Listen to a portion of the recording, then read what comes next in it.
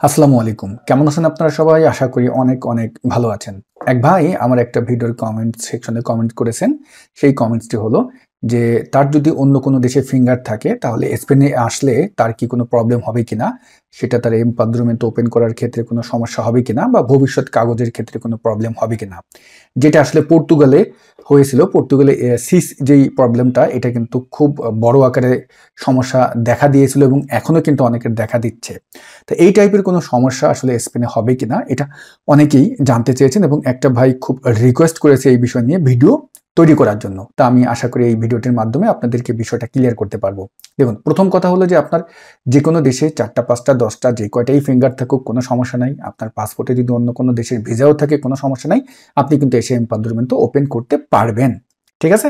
অর্থাৎ আপনি এখানে যেই প্রথম যেই প্রসিডিউরটা লেভেলটা এটা কিন্তু আপনি স্টার্ট করতে পারবেন। তবে হ্যাঁ, আপনার যদি অন্য কোনো দেশে পলিটিক্যাল আবেদন দেওয়া থাকে বা কোনো ফিঙ্গার থাকে, যখন আপনি এই দেশে এসে পলিটিক্যাল রাজনৈতিক আবেদন করতে যাবেন, তখন কিন্তু হবে না। কারণ হলো যেহেতু আপনার অন্য দেশে আপনি পলিটিক্যাল আবেদন করেছেন, অন্য দেশে আপনার ফিঙ্গার আছে। পলিটিক্যাল আবেদন করতে পারবেন না, বাট এমপাদ্রুমেন্ট ওপেন করে আপনি এখানে কন্টিনিউ করতে পারবেন। এখন বলেছেন যে ভাইয়া ভবিষ্যতে যখন আমাদের ২-৩ বছর হয়ে যাবে, যেই নিয়মে আসলে স্পেনে কাগজটা দিবে, সেই নিয়মের পরে গিয়ে কোনো সমস্যা হবে কিনা? দেখুন, আজকে পর্যন্ত এরকম কোনো সমস্যা তৈরি হয়নি বা এরকম কোনো রুলস চালু হয়নি। তবে ভবিষ্যতে হবে কিনা এর কোনো গ্যারান্টি নেই। ভবিষ্যতে স্পেন সরকার হয়তোবা কোনো রুলস বের করে ফেলতে পারে যে যাদের অন্য কোনো দেশে ইউরোপের ফিঙ্গার থাকলে আমাদের এই দেশে তারা কাগজ করতে পারবে না বা তাদের ওই ফিঙ্গারটি মুছে ফেলতে হবে। এরকম একটা নির্দেশনা চলে আসতেই পারে। তবে আমি আজকে যে ভিডিওটি তৈরি হয়েছে আপনারা ভিডিওটির অবশ্যই ডেট এবং টাইম দেখবেন।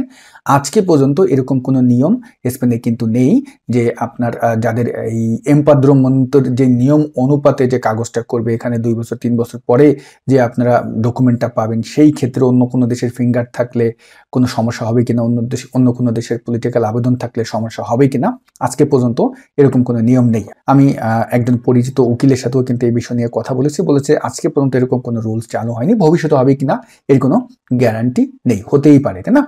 তো আরো একটা ব্যাপার হলো যে দেখুন, আমি আরো অনেক সিনিয়র যারা আছে এখানে দীর্ঘদিন ধরে বসবাস করতেছে তাদের সাথেও কথা বলেছি। যেমন আমি যেই বাসাতে আছি, আমার যে বাসার মালিক তিনিও এখানে কিন্তু প্রায় ২০-২২ বছর ধরে আছে, তার সাথেও এই বিষয় নিয়ে আমি ওপেনলি ডিসকাস করেছি।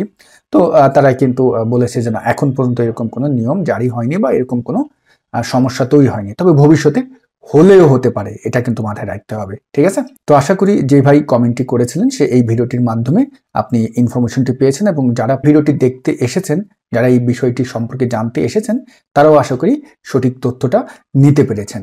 তো আপনি কোন বিষয়ে আমাদের পরবর্তী ভিডিওগুলো দেখতে চান সেই বিষয় নিয়ে আপনারা কমেন্টস করতে পারেন। আমি কমেন্টসগুলো সর্টিং করে আমি সেই বিষয় নিয়ে ভিডিও বানানোর চেষ্টা করব। তো সবাই ভালো থাকবেন। আসসালামু আলাইকুম।